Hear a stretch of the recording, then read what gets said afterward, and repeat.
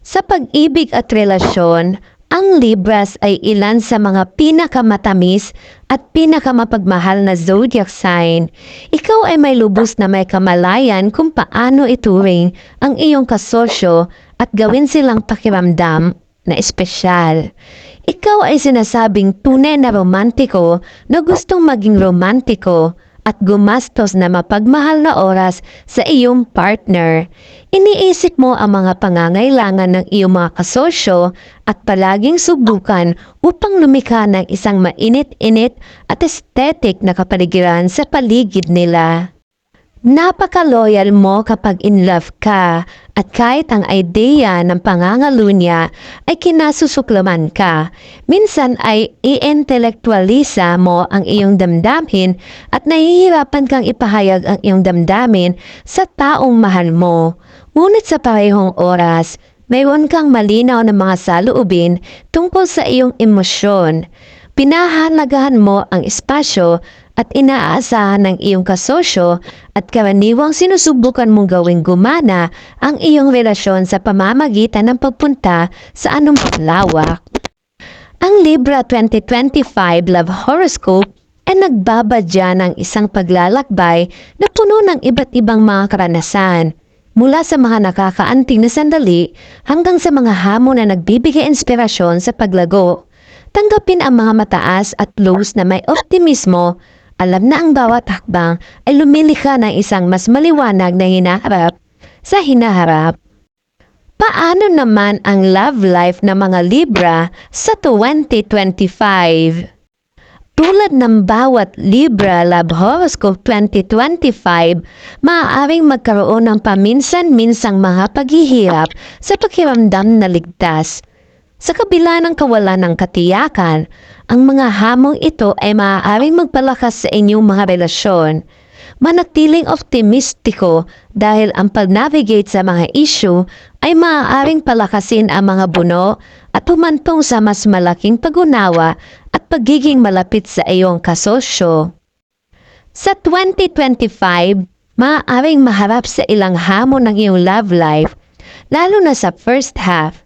Gayunpaman, ang mga paghihirap na ito ay maaaring humantong sa pag-unlad at pag-unawa kung kinakailangan magpahinga at tumuon sa pag-aalaga sa sarili. Maaari kang lumabas ng mas malakas at mas malapit bilang isang mag-asawa. Maaari kang magkaroon ng mga hadlang sa subconscious mula sa isang nakaraang relasyon na pumipigil sa iyo na kumonekta sa iyong kasalukuyang kasosyo. Ito ay kritikal na lumipat mula sa iyong mga emosyon upang maging mas emosyonal, pisikal at intelektual na namumuhunan sa iyong kasalukuyang relasyon. Upang maiwasan ang karagdagang mga salungatan, kailangan mong tumuon sa pagbuo ng tiwala at positibong komunikasyon sa kasosyo mo. Tanging ang bukas at tapat na talakayan tulad sa iyong mga damdamin at emosyon ay makakatulong upang maiwasan ang mga hindi pagkakaunawaan at hindi pagkakaunawaan pa.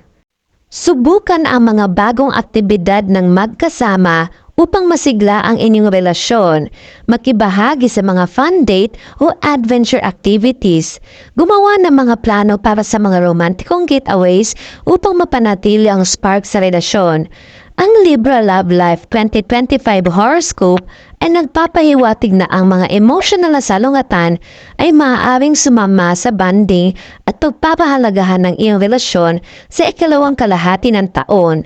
Ang mga hakbang na naunang nabanggit ay magiging napakahalaga sa pagtiyak na ang isang maikling pahinga ay hindi magiging isang permanenteng isa para sa iyong relasyon.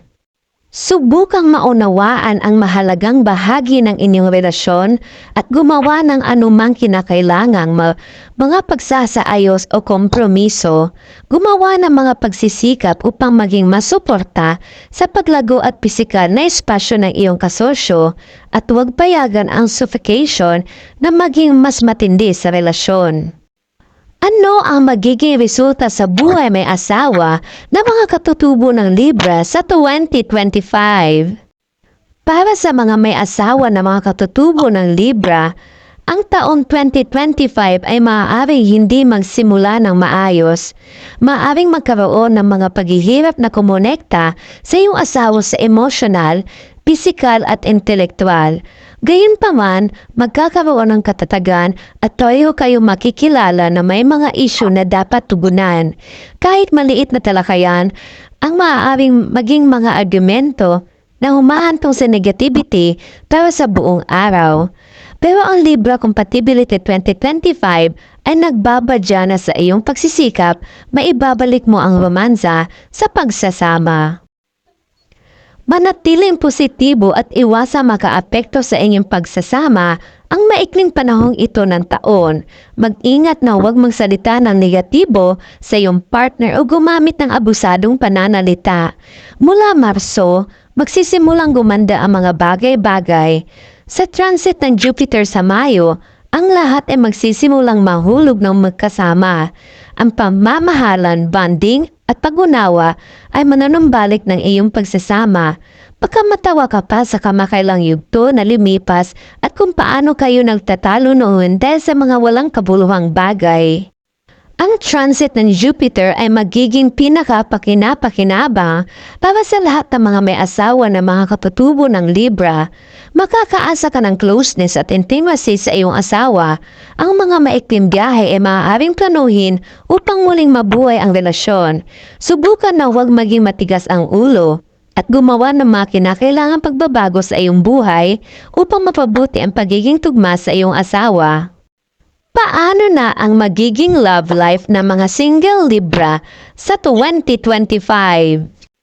Libra Fox, pagpaplano upang magpakasal sa taong ito ay pinapayuhan na huwag gumawa ng isang pangwakas na desisyon bago mag-Abril.